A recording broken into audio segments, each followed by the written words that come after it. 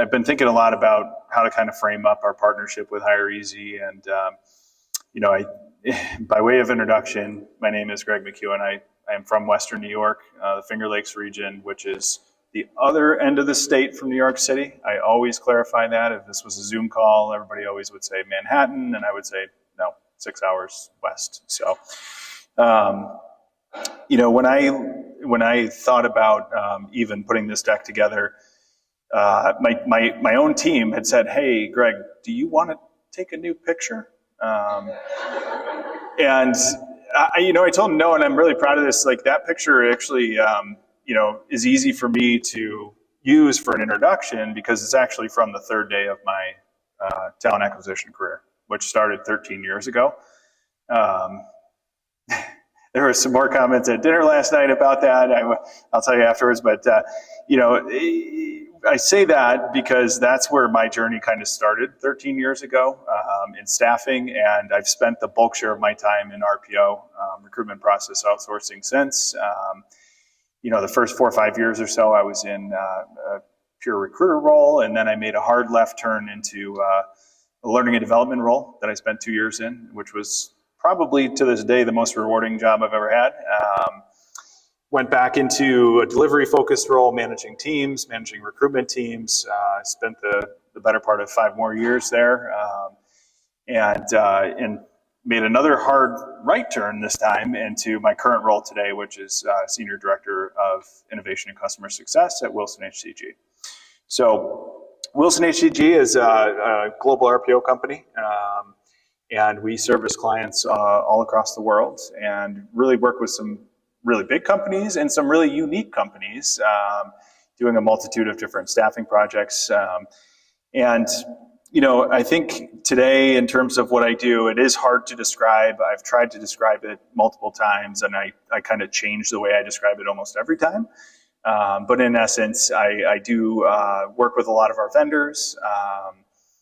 I support a lot of the market research that we do with clients, and also oversee our talent attraction function as well. Now, when I was thinking about today's talk, it kind of dawned on me a little bit. There's something that I don't really hear a whole lot about today, and I'm on a million calls. I hear talking from all these vendors. Even yesterday, I was in some sessions here at Unleash. This morning, it's one of those things where I said to myself, how can I be a little bit different than some of the other presenters and, kind of give you guys in this room an idea that really doesn't get the attention it deserves anymore. And so the first thing that came to mind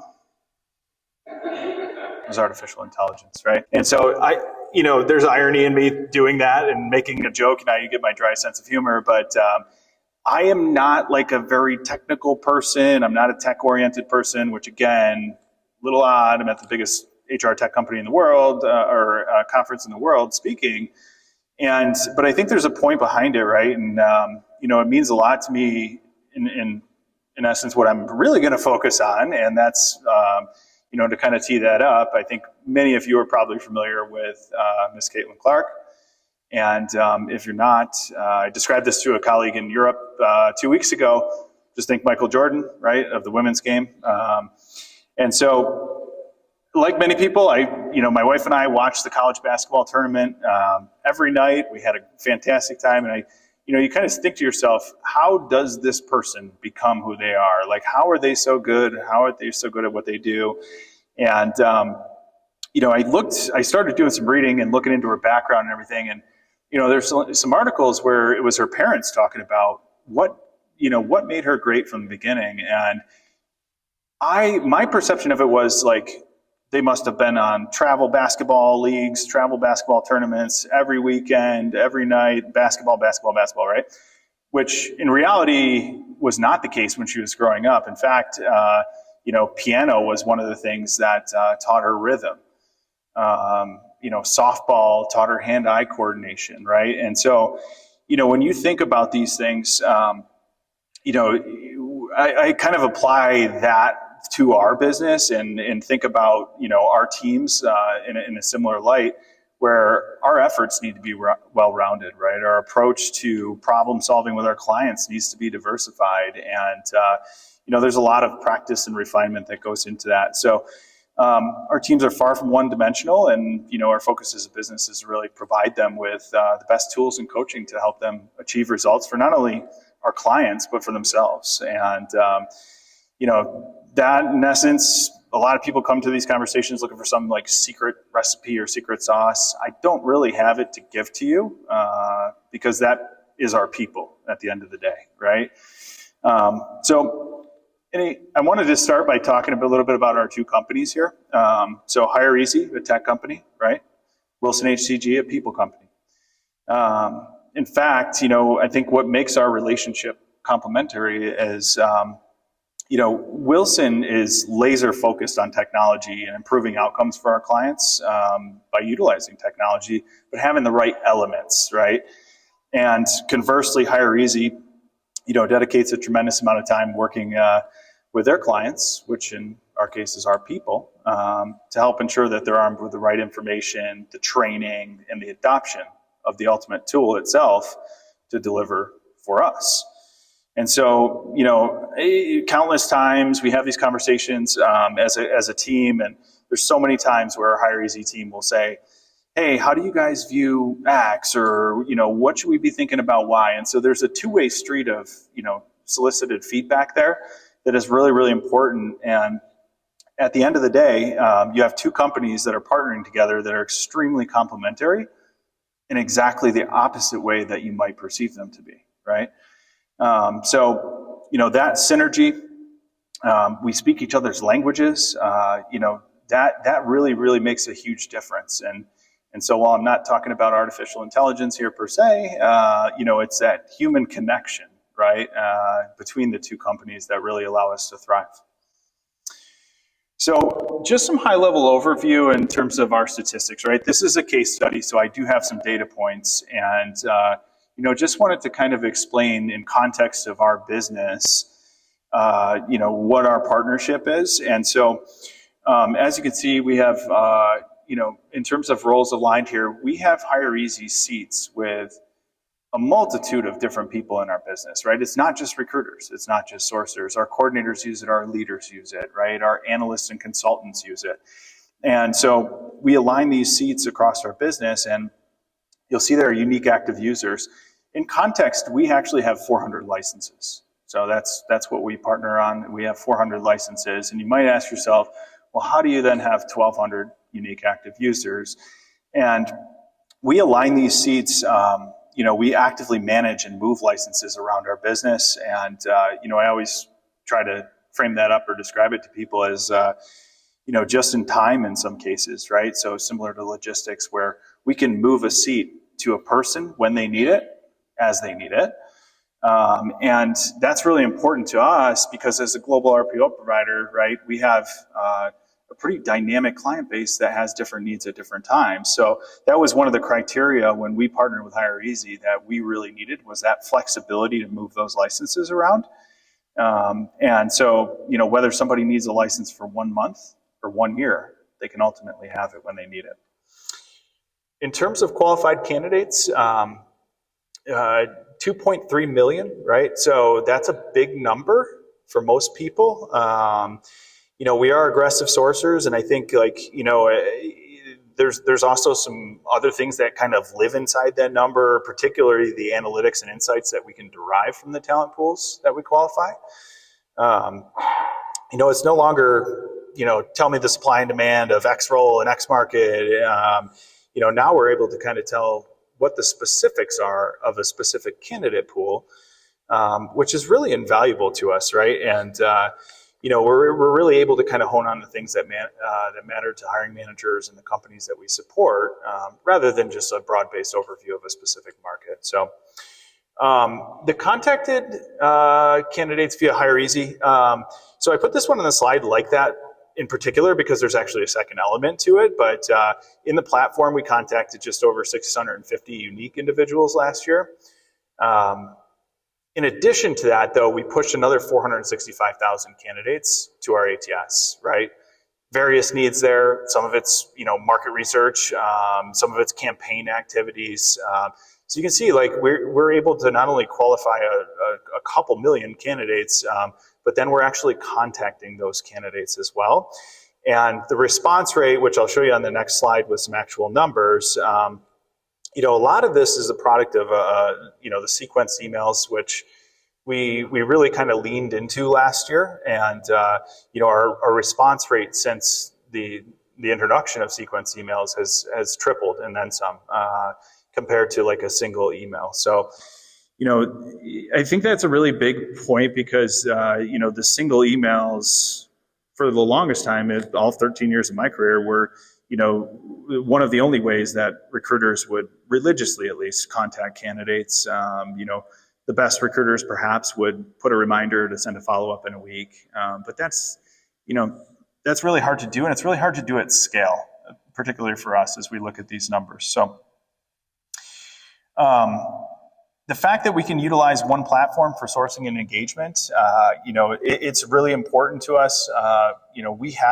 We have other tools, but this tool allows us to really communicate with candidates and, give us the flexibility to support the different industries that we have, the different clients, and quite frankly, the different preferences of the recruiters that sit on our teams, right? Not everybody is, wanting to utilize one tool all the time. And I think, what hireEZ provides us with is a flexible solution to where we can contact,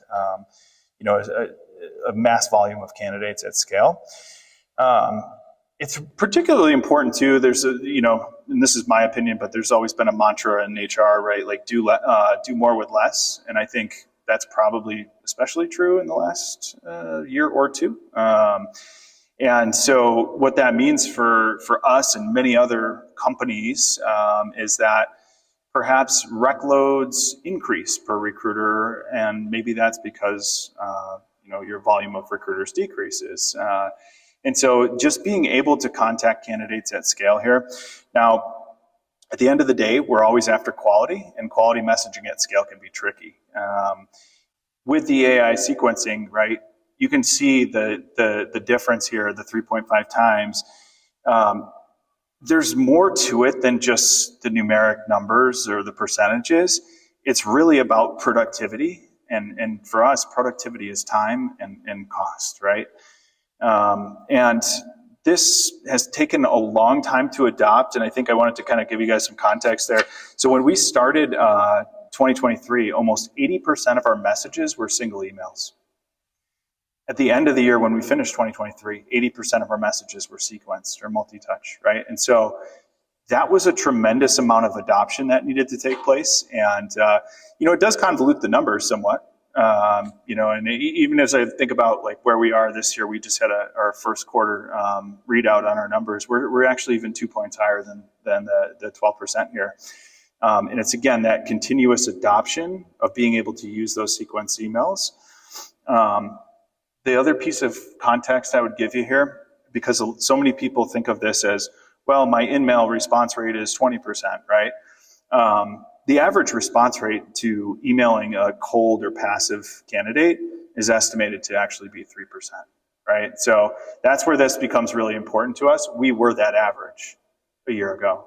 And through leaning in on the adoption of the sequenced emails, which took a tremendous amount of time, and support from hireEZ, we've been able to really, make a big improvement in that number. So now the numbers, whenever I show numbers, everybody's always like, oh yeah, that looks, it makes it sound easy, fairly easy, right? So the next thing I wanted to just kind of go over were some challenges in getting there. These are specific to us, right? And I understand that every organization would probably view these differently, but I mentioned the 400 licenses that we do have, the 1,200 unique users. The logistics behind that, we have multiple people in our business who are tasked with moving these seats when we need them, as we need them to be moved. So, we manage that through a centralized function, and really we're connected at the hip with the hireEZ customer success team to do this. There's a ton of, not only logistics behind it, but reporting and training. You're oftentimes onboarding a new user when you move that seat. So, just being able to do this at scale, again, kind of speaks to, the support model that we have. And, I know I had dinner last night with the team, and I know several other customers that actually mentioned that unsolicited was the support of the customer success team. So, Our second challenge that I think about is our go-to-market approach. So as an RPO, we work on behalf of our clients, which they're putting a tremendous amount of trust in us to do that work. We are their talent acquisition team. We're that first touch for a candidate that is interested in their organization, right? And so when it comes to tools, we really need the flexibility to be able to deliver for them. And from the branding aspects to the look and the feel of the communications that we're putting out, it's really imperative to us that not only does it look good, but it's also very efficient, right? So all of the organization that we can do within the tool is critical. Challenges standing out with messaging and just being effective with that talent messaging. So I mentioned AI. Again, it was kind of a joke to start this, but it really is important to us. It allows us to do things at scale where the AI can help our recruiters, no matter, help our team in general, no matter the skill level they have, to then be able to adapt the messaging that they're conveying to candidates. And this was always something that to us was aspirational, which has become intentional, right? Where, we always wanted to be able to achieve messaging at scale. And, it's really hard to do that when you try to take it apart and do single context. And the last thing, for us as I think about a challenge is just, our tech stack in general. What could be disjointed tech stacks? I think, and it's nothing against any of the vendors that are here today, but, there's a lot of point solutions out there that could serve any one of these purposes. But really, when you kind of put it all together in one solution, you can really, you're essentially scaling one solution versus, 2, 3, 4, 5. And that's really important to us. Again, we have people all over the world who are doing this, so for us to be able to kind of train on that and get people on board is awesome. When I think about how we do this and the solutions that both of us partner on, right? Like overarching any of our challenges is ultimately that human connection. And, we have, and that's both in not only evaluation of our tech stack, but adoption. And there's been several conversations that I've had with our team at hireEZ, and we've talked about ignoring the data. Now, that might be somewhat unique to us in the sense that we have so many licenses, so many users. The data becomes a little misleading at times, right? And so for us, we like to focus on the user, right? The user experience, and how do we scale a team? How do we scale, think about industry strategies rather than our aggregate numbers? Because there's always a way where you could look at it and say, hey, we aren't doing X, or we could be doing better at Y, but instead we try to focus on the users, the teams and the industries that we support, and the strategies that we can build together. Now, in fairness, hireEZ probably doesn't sit alone here at the intersection of people, process, and platform. In fact, there's probably several other logos that would kind of actually fit this criteria as well for us. But the nature in which our partnership was built on people first and foremost is critical. So without the support, kind of both parties, again, we're both a technology and a people company, right? Without that support, would we ever be able to harness the true potential of the platform, or, what would our process actually look like? And the truth is that these things need to all work in harmony, right? And unfortunately, the reality is they don't always, and that's really where the work that we do together as two companies really comes into play. So I know I've talked about partnership a lot. I'm going to give you one parting thought here, just in terms, this is not my quote, in fairness. It actually came from one of our vendors in Europe who I believe is here, Dave from PH Creative. But it really resonated, right? I've talked about ignoring the data a little bit. I just mentioned that. And most of the things that I try and talk to people about are really kind of simple foundational strategies. But I think about this in relation to not only Caitlin Clark, what I opened it with, but just in general, right? Like if you're not involved with any provider or with any vendor, and if you guys don't, if you're not able to put in that level of effort together as kind of one unit, you're never going to really recognize that return on your investment. And so, we like to look at the individuals. Again, we create a basket of data points rather than looking at all in aggregate. And, we have to because of the number of users we have. And, we kind of tailor our data points to our own environment. So oftentimes that's a smaller team rather than all of our users as a whole. And with anything, success with tools is it's heavily weighted towards the growth, the development, and ultimately the adoption of the people who are actually using them.